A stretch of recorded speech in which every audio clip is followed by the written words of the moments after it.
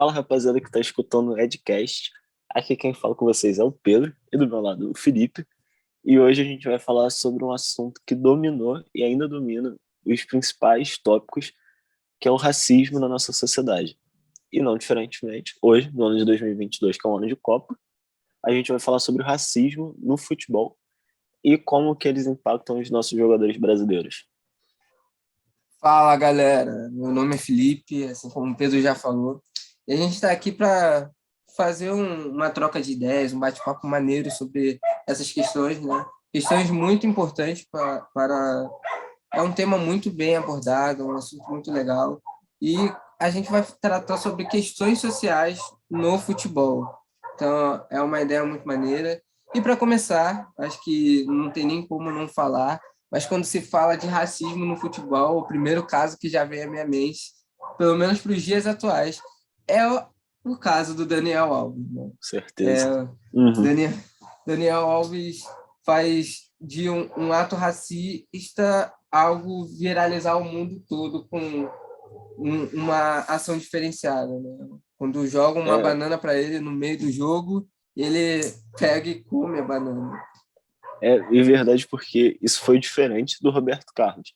Certo ou errado, a gente nunca sabe, existem essas discussões, mas o Daniel Alves come a banana e o Roberto Carlos e toda a equipe que é da ANZI, que é um time da Rússia, eles saem do gramado em protesto contra esse ato, né?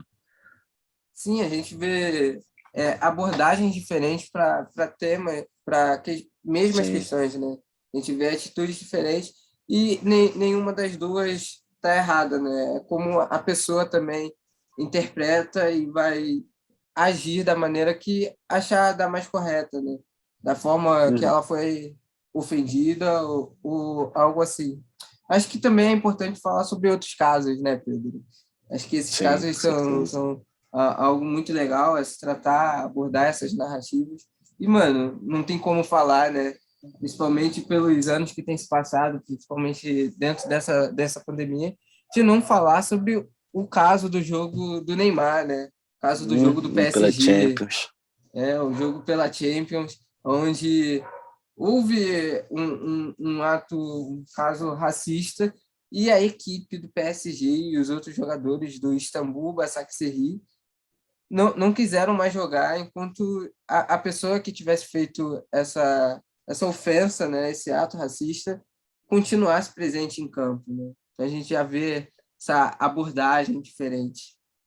E um fato curioso, no mínimo estranho, que antes dessa partida começar, todos os jogadores, tanto do PSG e tanto da equipe do Istambul, todos fizeram homenagens e um minuto de silêncio para a, para a luta antirracista, né? A favor do Black Lives Matter, de todo esse movimento que estava acontecendo na época. Então é muito estranho no início da partida esse um minuto de silêncio e logo depois do apito inicial esse tipo de ação rolado durante o campo, né? Cara, e eu acho muito interessante trazer esses casos, né? Porque são casos realmente interessantes, mas são casos que algumas vezes entristecem muitas pessoas, né? Pela Certeza. circunstância ser racista. E, mano, acho que pros dias não tem como não falar de um dos casos mais recentes, né? Porque não aconteceu com um adulto, né? Não aconteceu com uma pessoa já com uma formação adulta, com uma maturidade maior, mas aconteceu com uma criança, né?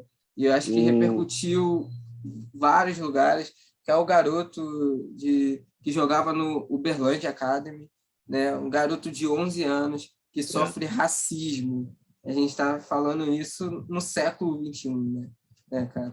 sim.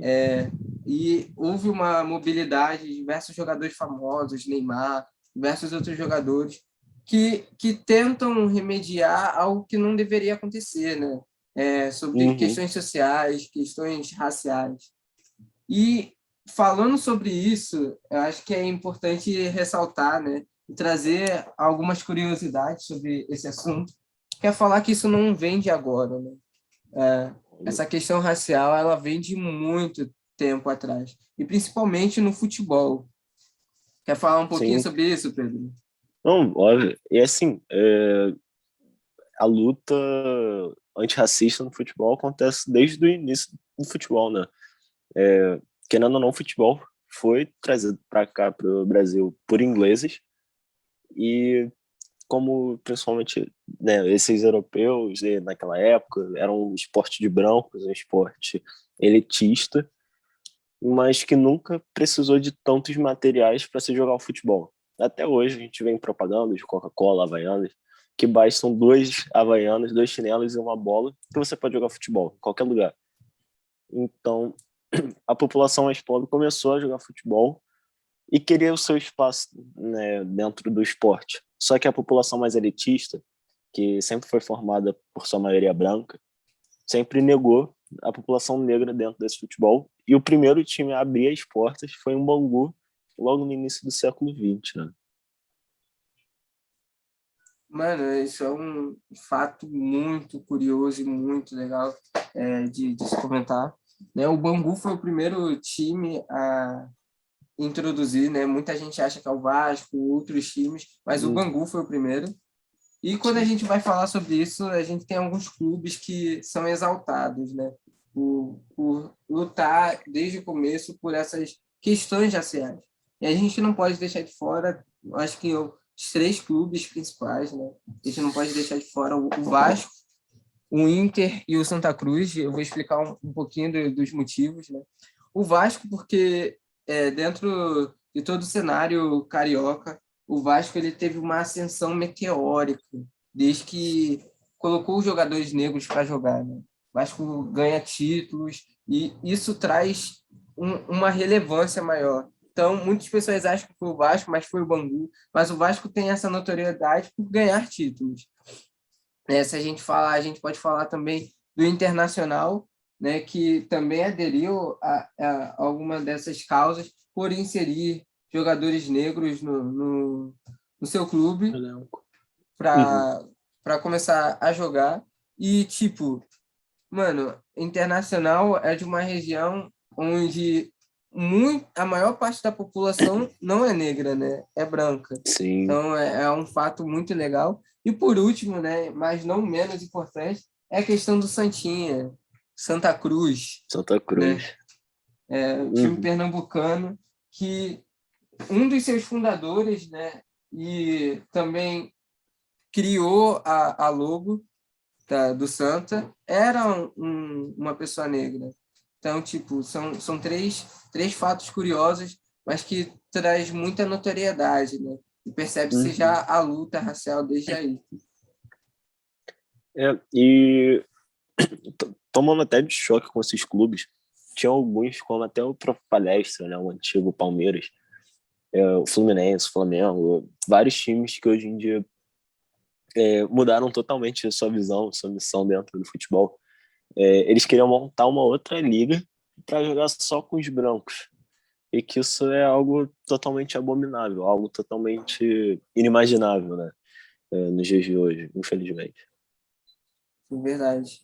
Né, o É, Palestra Itália, né, o famoso Palmeiras, ele sim. tinha um time formado só de operários italianos, né? Por isso Palestra Itália. E eles não Palestra. Uhum. aceitavam jogadores negros. Acho que é um fato curioso, né? Eu sou flamenguista, então quando eu comecei a entender um pouco mais sobre essas curiosidades de racismo no Sim, futebol, mesmo eu sendo flamenguista, tive que admirar a atitude do Vasco, né? Sou sim, flamenguista, óbvio. mas tive que admirar porque é algo que transcende o futebol, é algo que Uhum, com certeza. são das minhas origens, é algo que marca a história, né? Uhum, é histórico. É histórico. E acho que falando em história, e ainda mais de futebol, acho que é impossível deixar em qualquer assunto do futebol de falar do Pelé, né? E o Pelé, ele é um marco no futebol, principalmente para o povo negro, que foi num momento que era totalmente racista, um futebol totalmente branco, e que o, o jogador mais famoso, o melhor jogador da história, até considerado o melhor atleta do século XX, é um atleta negro.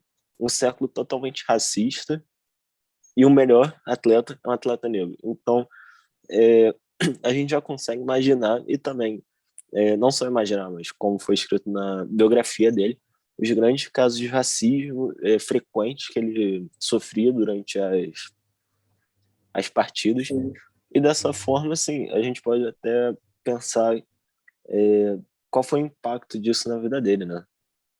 Não, sim, sim. Pelé é um marco para a história do futebol, né? O Uhum. Pelé ele vai para a primeira Copa muito novo, 16, 17 anos, e isso já é um marco, né? Um jogador negro naquela época já ir para uma Copa. E já demonstra o quanto ele era diferenciado, né? Pelé ganha três Sim, Copas do Mundo, Pelé faz mais de 1.000 gols. Pelé não tem como falar de futebol e não sem falar falar de de Pelé, Pelé, né? sempre. E eu Então, acho que assim, não, pode falar. ah, tá, eu acho que só tem uma coisa que às vezes as pessoas, com razão, entram um pouco em conflito, que é a ausência do Pelé na luta antirracista mesmo, ele sofrendo vários racismos, algo que parece um pouco contraditório, mas que aconteceu, né? Tem muita gente que cobra, né? Muitas pessoas Sim. das épocas que cobram um posicionamento do Pelé. Mas o Hum, Pelé, por ser Pelé, já é um fator diferente para a história dos negros, né? no futebol, Acho que sim. tem um cenário dentro do futebol para os negros anti-Pelé e pós-Pelé. Porque Isso e não somente pelo Pelé, mas por diversos outros jogadores da época, né? Quando a gente fala na época de Pelé, a gente tem outros jogadores negros que a gente pode citar. Falar de Garrincha. futebol e não falar de Garrincha, de Djalma Uhum, Santos, jogadores que eram diferenciados para a época, que ganharam Copa do Mundo, que fizeram uma diferença, né? Mas o uhum, Pelé é o auge. Então, quando a gente fala do rei, é impossível não falar. possível. E o Sim. Pelé, a gente pode tratar não só de questões de futebol, né, de técnica e habilidade, mas a gente falar sobre a vida de Pelé fora dos campos, né? Pelé é um dos símbolos do marketing esportivo. Então, o tanto de propaganda, de publicidade que o Pelé fez e conseguiu dinheiro, recursos financeiros através disso, é importante mencionar, né? Pelé, ele foi um dos jogadores negros mais patrocinados, se não foi um dos jogadores mais patrocinados do mundo, né? Teve patrocínio da Puma, Mastercard, e o Pelé, até depois de parar de jogar futebol, ele continuava fazendo propaganda para diversos, por ser um ícone do futebol, né? Por ter marcado a história. Não, exato. E isso até da Puma na final da Copa do Mundo. Então, isso Sim. é uma representatividade fortíssima no cenário.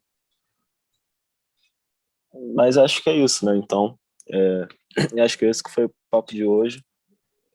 Eu acho que hoje que foi o papo de hoje. E que vocês fiquem aí com nossos próximos podcasts e espero que vocês tenham curtido muito. É isso. Valeu, galera!